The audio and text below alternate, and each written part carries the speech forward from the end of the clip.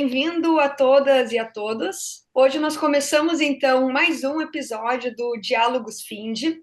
Nós temos a alegria de ter conosco dois dos autores do nosso último boletim, que é o Caetano e a Natália, que vão se apresentar com mais profundidade na sequência.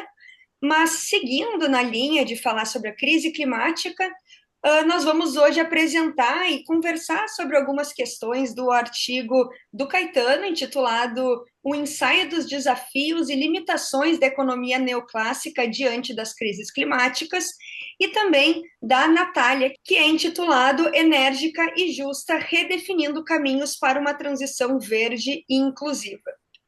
Então, bem-vindos aos dois pesquisadores. Primeiro, eu vou pedir que vocês se apresentem e contem para a gente um pouquinho do que vocês vêm pesquisando e a atuação de vocês. Bom, posso começar, o Caetano? Eu sou a Natália, né? Eu sou historiadora de formação pela UERJ. Eu também sou graduanda em economia pela UERJ e juntamente faço um mestrado em economia na Universidade Federal Fluminense, né? Onde eu estou atuando no grupo de pesquisa do FIND. A minha pesquisa ela está muito voltada para uma transição justa, né? E principalmente para as populações que estão em vulnerabilidade social no Brasil. E, enfim, eu tento abordar que uma transição ela não tem que ser só técnica, né? Ela precisa ter parâmetros mais profundos para, de fato, ela ser efetiva no nosso contexto. Legal, prazer, Natália, Caetano. Boa tarde, Luísa. Boa tarde, Natália. Eu sou Caetano, atualmente sou doutorando na UF. A minha pesquisa atual gira em torno do orçamento público e os impactos da reprimarização, mas a minha dissertação foi toda baseada nessa parte de mudanças climáticas e transição energética. Legal. Então, o artigo do Caetano, ele tem como base uma crítica à teoria econômica neoclássica, né? Justamente argumentando que ela falha em abordar de uma forma adequada e completa as externalidades ambientais e as crises climáticas. Então, a primeira pergunta que eu tenho para te fazer é como que a teoria econômica neoclássica falha em lidar com essas externalidades ambientais e, claro, se antes de responder essa pergunta, tu consegue nos trazer de uma forma resumida os principais princípios, né, a base dessa teoria neoclássica. A teoria neoclássica ela é uma construção, né, histórica, ela começa desde Adam Smith, vai se desenvolvendo ao longo do tempo, passa pela lógica marginalista, e a gente tem, atualmente, a gente pode indicar, por exemplo, o novo consenso como um receituário bem paradigmático desses princípios, mas eu acho que para esse debate, essa discussão, o mais importante é ter em mente que existe uma primazia do mercado e dos instrumentos, de mecanismos de mercado para essa teoria, ou seja, a resolução dos problemas ela passa muito pela capacidade de você conseguir organizar a alocação dos recursos em mercados, e para esses mercados funcionarem, é fundamental você garantir uma série de pré-requisitos, como a ausência de assimetria de informação, uma precificação adequada, baixo custo de transação, entre outros elementos. Agora eu acho que eu vou, né, foi uma apresentação um pouco breve, mas eu acho que já dá para ter uma noção de como isso acaba esbarrando com as externalidades geradas pela exploração do meio ambiente e a poluição ambiental. Bem, o problema ambiental ele não é um problema recente, né? A gente já tem, isso daí já é debatido, já tem bastante tempo. Eu acho que talvez o principal trabalho que coloca uma luz assim um pouco mais clara sobre isso, talvez tenha sido o Clube de Roma. Aí depois a gente tem o IPCC, que começa no início da década de 90, e uma série de reuniões internacionais. Já estava bem claro nessa época dos problemas advindos da exploração, né, do meio ambiente de forma desregulada e desenfreada. Então, só que o problema foi se agravando e atualmente a gente começa a sentir as consequências disso. O exemplo claro foi do Rio Grande do Sul, né? E não só, atualmente, né, agora, né, dia 6/9, o Brasil está pegando fogo. Obviamente que, né, está sendo investigado, né, se foi algo criminoso ou não, mas com certeza existe um impacto aí das mudanças climáticas agravando a situação. E se, né, vocês, né, conseguirem fazer uma pesquisa no Google, vocês vão ver que o problema não é exclusivamente do Brasil, em vários locais estão sendo, né, vitimados por eventos extremos, tá certo? Aí, diante disso, né, o que a gente pode pensar? A gente, né, sabe que esses eventos eles estão ocorrendo, a gente sabe que esses eventos estão se tornando cada vez mais intensos, mas o que tem sido feito nos últimos anos? Aí, a partir daí, a gente já começa a colocar uma série de limitações da nossa atual, né, gestão aí tanto de política pública, de economia mesmo, do papel do Estado, ele está, né, falhando em entregar esse tipo de resposta. Aí a gente pode olhar que isso daí tem muita relação com as teorias e os mecanismos que estão sendo utilizados para administrar esse sistema. Então, eu vou destacar aqui algum deles, né? Por exemplo, atualmente o debate passa muito por um mercado de carbono, né? Só que para o mercado de carbono funcionar de forma apropriada, você precisa ter mecanismos de precificação muito precisos e claros, e parece que existe um descompasso de tempo entre a urgência do problema e a capacidade de você organizar esses mercados. Além disso, a gente também tem um outro fator muito importante, acho que no Brasil é um fator que está muito claro, são as restrições fiscais. Todo o basamento macroeconômico vigente prega um certo fiscalismo que ele é incompatível com uma necessidade de investimentos, de adaptação, mitigação, você tornar as cidades mais resilientes e outras infraestruturas que sejam capazes de lidar melhor com as crises climáticas. Isso daí também acaba mostrando uma outra incompatibilidade, né? Além disso, a gente também pode pensar a questão da... Eu vou colocar isso como uma espécie de precificação da vida, porque, por exemplo, quando a gente olha tragédias como a do Rio Grande do Sul, a gente vê que foram, né, várias pessoas tiveram suas casas, né, perdidas, várias regiões foram completamente destruídas. Só que como é que você vai mudar essa situação? Qual é o valor para aquelas pessoas desses ativos que foram perdidos? Porque não é só um ativo, né? São histórias. Então você tem também toda uma questão de precificação que vai muito além do bem material, mas também você entra num debate ético em relação ao que você perde diante desse tipo de catástrofe. Eu acho que isso daí dá um panorama geral do que a gente está lidando, né? E a gente tem um tempo curto para conseguir ajustar tudo isso, e não só isso, fazer adaptações no nosso sistema produtivo. E parece que a gente está esperando uma espécie de solução que seja compatível com os ditames da teoria atual, ou seja, você criar um mercado que seja capaz de lidar com esse tipo de externalidade.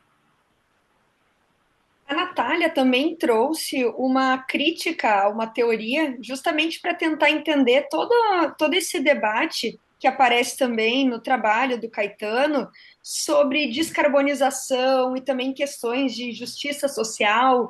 E, Natália, eu queria ouvir um pouco como é que a gente pode partir dessa crítica da teoria do capital humano, do Lucas, justamente para entender se chegar nesse conceito de transição justa, né? Então, como é que tudo isso se relaciona com essa crise climática, com esses eventos climáticos que eles não são esporádicos e que eles vêm aumentando e, como os cientistas já alertam há muito tempo, eles tendem a aumentar cada vez mais? Então, eu pensei, tipo, estava pensando muito sobre esse processo de transição e tal, e também refleti muito em algumas situações recentes que a gente teve no Brasil, como, por exemplo, pessoas, trabalhadores com um nível alto de capital humano, que, por exemplo, estavam trabalhando como Uber, sabe? Você não tinha uma absorção dessas pessoas de fato no mercado, né? E se você não tem hoje, imagina num contexto de transição justa.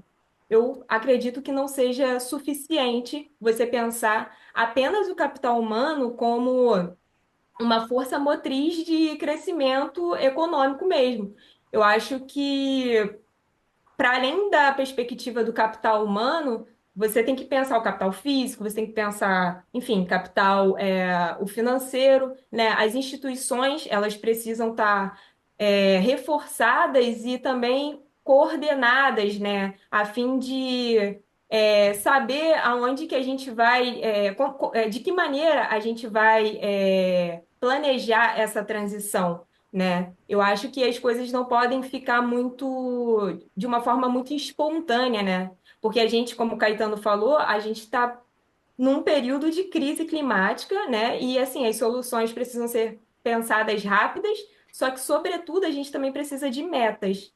E, ao meu ver, o Lucas ele coloca essa teoria de uma forma como se a pessoa individualmente, né? Ela não vai necessariamente pensar nas externalidades positivas que o capital humano vai ter. Isso vai ser gerado, enfim, no cotidiano, uma troca de conversa, onde a pessoa vai passando ali determinadas informações e estimulando outras, e esse capital humano ele vai sendo passado, enfim, e isso vai resultar num crescimento, porque vai resultar num progresso tecnológico também e tudo mais. Só que, por exemplo, se a gente parar para pensar, o próprio capital simbólico é muito importante nessa transição, né? E a gente não dá tanto valor para ele, né? A gente pensa muito em crescimento muito em crescimento econômico, mas às vezes a gente esquece que a economia ela é totalmente atrelada à política, ela é atrelada a diversos outros elementos que, assim, ela precisa disso para funcionar, né? E se a gente pensar, por exemplo, aqui agora o capital simbólico. Poxa, quem é que tem um simbolismo forte na nossa sociedade, né? Quem é que representa poder, né? Para quem que a gente está olhando enquanto figuras de poder e de representatividade, né? A fim de mobilizar alguma coisa, né? A gente ainda está muito atrelado, a gente ainda está olhando muito para as elites, sabe? E eu acho que, enfim, a gente precisa criar novos capitais simbólicos, sabe? Novas maneiras de olhar para essa transição. É mais ou menos por aí. Não sei se eu fui tão clara. Sim, uma das questões que tu trouxe, inclusive, no artigo, é que a criação de empregos verdes, ela não é suficiente para garantir essa transição justa. Tu consegue nos explicar o porquê que isso não é suficiente?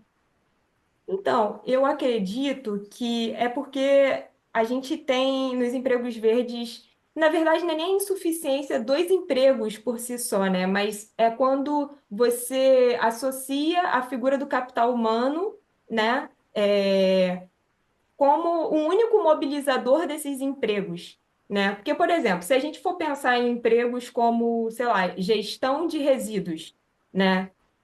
São empregos altamente fundamentais, são empregos considerados verdes, né? Porque eles estão minimizando o impacto ambiental, né? E, enfim, ao mesmo tempo eles estão fazendo com que um material ele volte novamente para a economia, né? Mantendo um ciclo ali, né, que é a economia circular, um material que já foi usado, ele vai ser reinserido, isso vai ser utilizado novamente.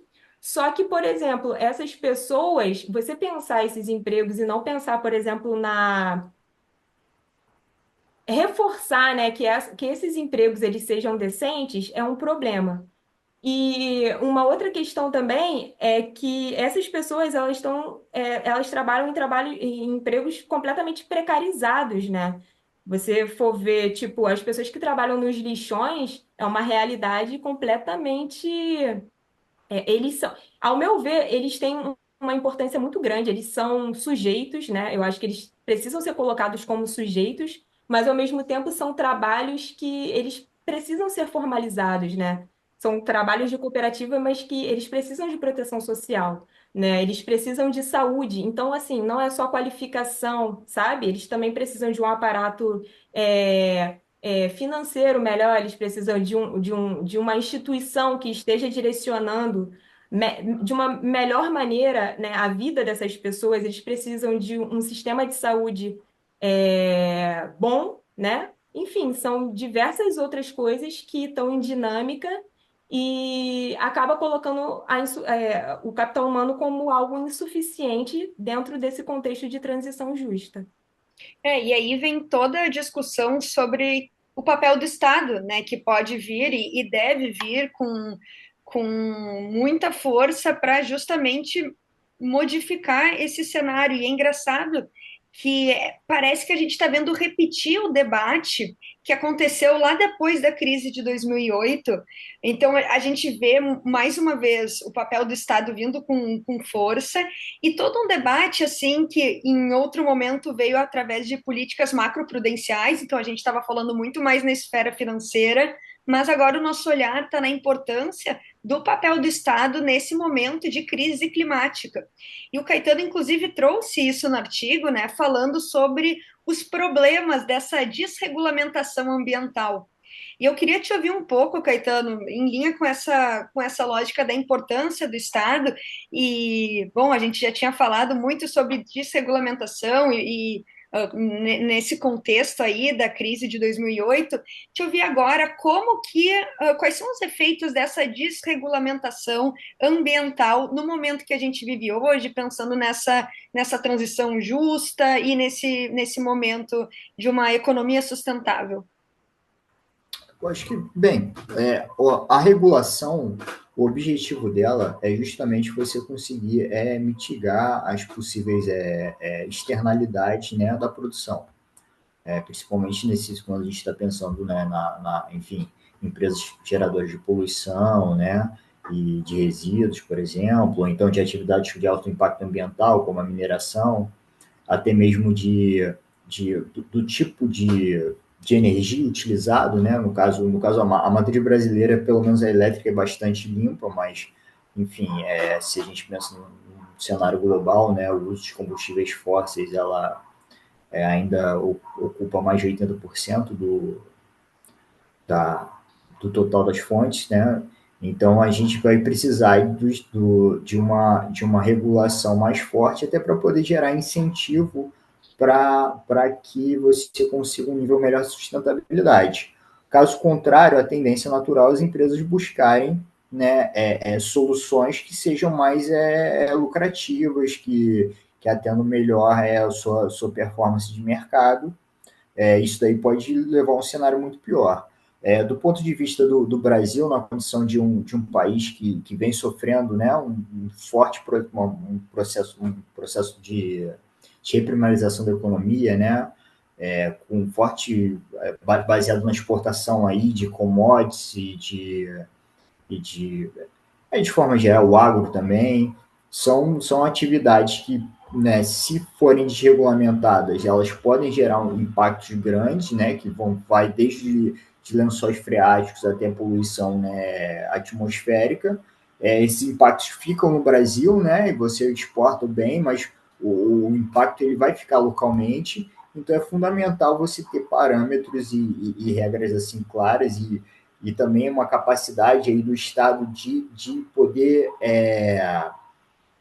imprimir, imprimir força para essas regras. Não adianta você ter a regra, mas se você não tem uma capacidade de fiscalização e de punição das empresas que estejam eventualmente envolvidas com algum tipo de, de crime ambiental ou algo do gênero. Então, eu acho que é fundamental você ter uma regulação forte e gerar os incentivos apropriados, né, para as empresas poderem fazer uma adaptação, sair de um cenário de repente, de uma produção, né, suja, né, para uma produção, né, mais limpa, mais sustentável. Caetano, tu traz também a noção de uma nova convenção financeira global. Tu traz isso no artigo. Eu queria que tu nos explicasse um pouquinho o que que seria isso e como que isso se relaciona também com a crise climática. Bem, quando a gente pensa numa nova convenção, né, a gente está pensando também como, primeiro, existe um fator internacional importante, porque né, atualmente a economia é altamente globalizada, a gente tem vários fluxos de capitais, então você vai precisar de uma estrutura de governança que seja global. Além disso, do ponto de vista interno, você também vai precisar de assim, uma estrutura, eu diria, de incentivos que seja mais favorável para você conseguir alocar recursos em atividades que sejam mais verdes, né? Atividades que sejam amigáveis com o meio ambiente. E outro aspecto importante também é que você vai precisar levar em consideração alguns conceitos que não estão muito claros, como por exemplo redundância, né? Geralmente o sistema para ele ser resiliente, ele precisa de algum nível de redundância. E isso talvez cause uma certa estranheza, porque a redundância ela pode ser vista, dependendo de como você enxerga, ela pode ser vista como algo ineficiente, porque você vai ter mais de uma esfera, ou enfim, mais de uma camada ali para você fazer a mesma coisa.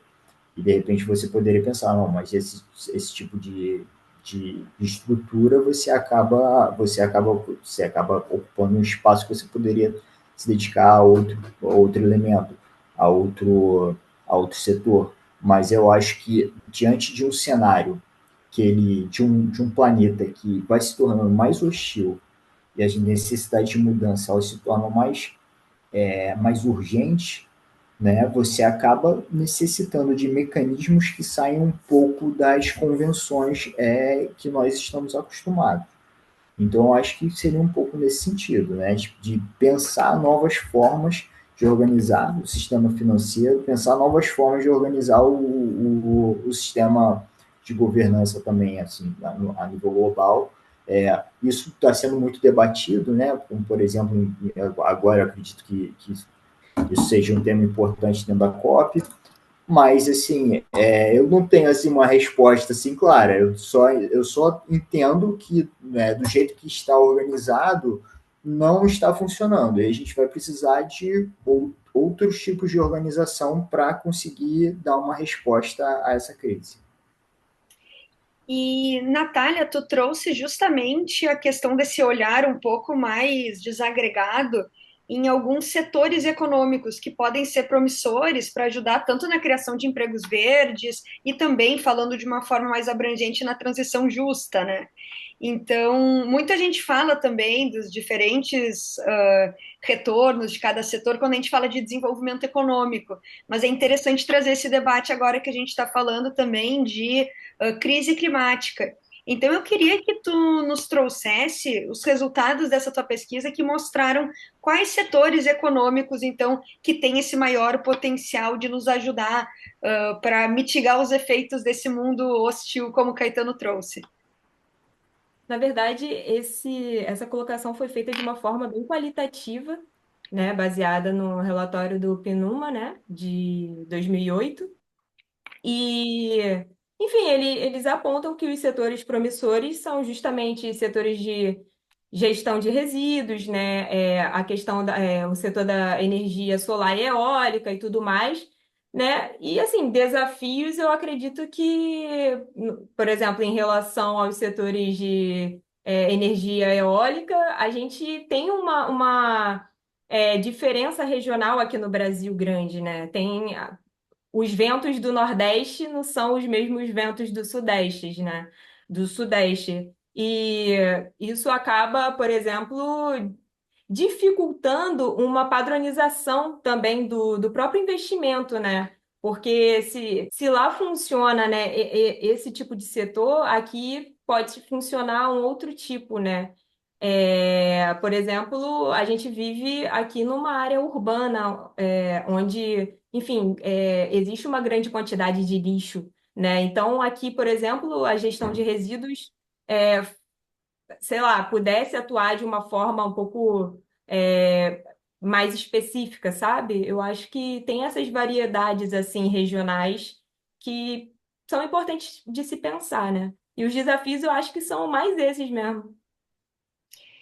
Então, para a gente finalizar, eu queria dar espaço para vocês trazerem contribuições que vocês julguem relevantes, que vocês acham que seria legal para a gente incrementar essa nossa conversa, mas trazer também uma pergunta para balizar nossa rodada final, que é de que forma essa transição para uma economia verde ela pode superar as limitações que são impostas por esse modelo neoclássico e, ao mesmo tempo, promover uma justiça social. Então, fiquem à vontade agora para falar, não sei quem quer começar, mas acho interessante a gente fechar com essa reflexão, justamente para amarrar tudo que nós conversamos. Bem, então, eu trocaria, na verdade, a ordem da sua sentença. Eu acho que primeiro a gente tem que superar a lógica neoclássica para conseguir realizar uma transição. Eu acho que não vai ser a transição verde que vai promover uma mudança. Vai ser, enfim, uma mudança teórica na forma de condução das políticas públicas. Eu acho que é o contrário. Né? Então, eu acho que esse é o primeiro ponto importante. E eu acho que um fator crucial, né, para a gente começar a pensar nisso é como a gente tem tratado a questão da política fiscal e do gasto público. Eu acho que a gente está num momento crucial e que será necessário a aplicação de grandes volumes de investimento para conseguir promover uma transição efetiva. Então, repensar né, enfim, as limitações, né, as limitações do orçamento, as limitações fiscais, eu acho fundamental. Obviamente, eu não estou defendendo aqui né, gastar sem nenhum tipo de responsabilidade ou, enfim, sem nenhum tipo de regra. Mas eu acho que deveria ter uma regra um pouco mais flexível, né, e ter assim mais incentivos para investimento em infraestruturas resilientes, mitigação, adaptação e entre outros.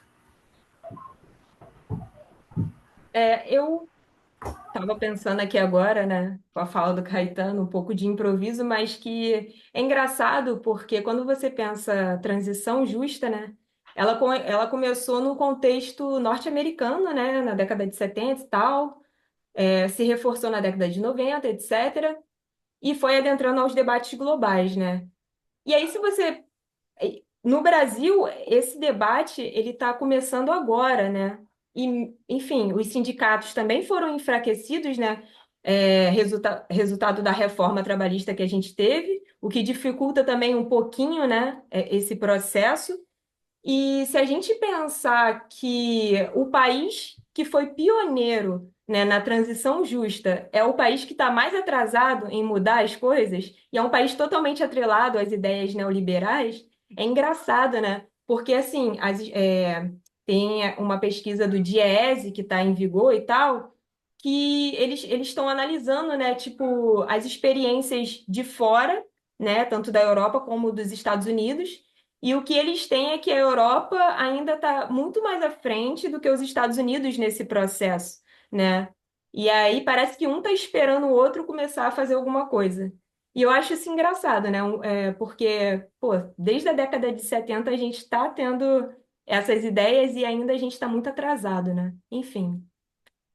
Bom, mas é legal, acho que esse nosso espaço aqui é um início de conversa, né, para justamente incentivar que a gente se questione sobre essas pautas, que cada vez mais se fale dessas questões climáticas a partir da ciência, a partir de conhecimento, né? E justamente por isso eu convido a todos que estão nos assistindo, a todos e a todas, para acessar o link que está disponível, vai estar disponível aqui na descrição do vídeo, com o nosso boletim. O boletim, que é o volume 5, número 2 desse ano, é o boletim fim de mais recente, que traz, além dos trabalhos do Caetano, da Natália, vários outros espaços, né, vários outros trabalhos questionando, então analisando a crise climática sob diferentes óticas.